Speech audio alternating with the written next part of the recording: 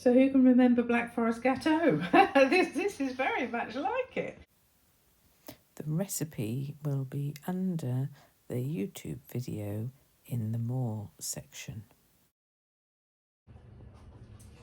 Tonight I'm going to make myself a little cheesecake.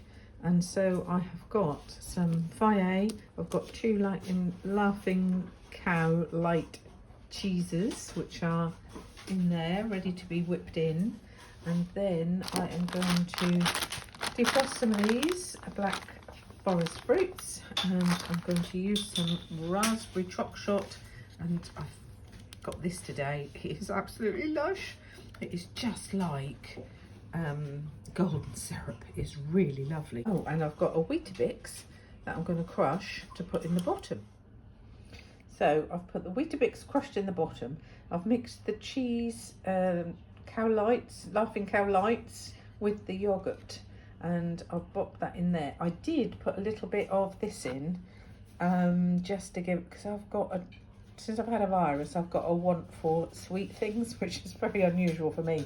But I've put half a teaspoon of that in, and now my fruit is not quite defrosted yet, but I'm going to put a drizzle of this, which is choc raspberry.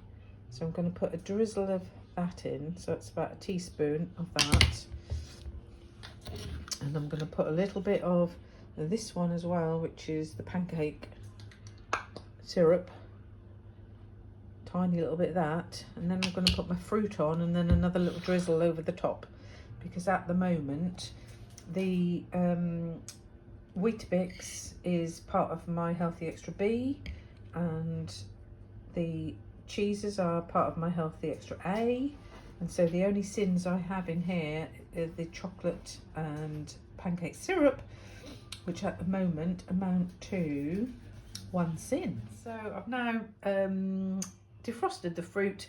There's berries and cherries in there, and I'm now going to put another little drizzle of this chocolate sauce over the top.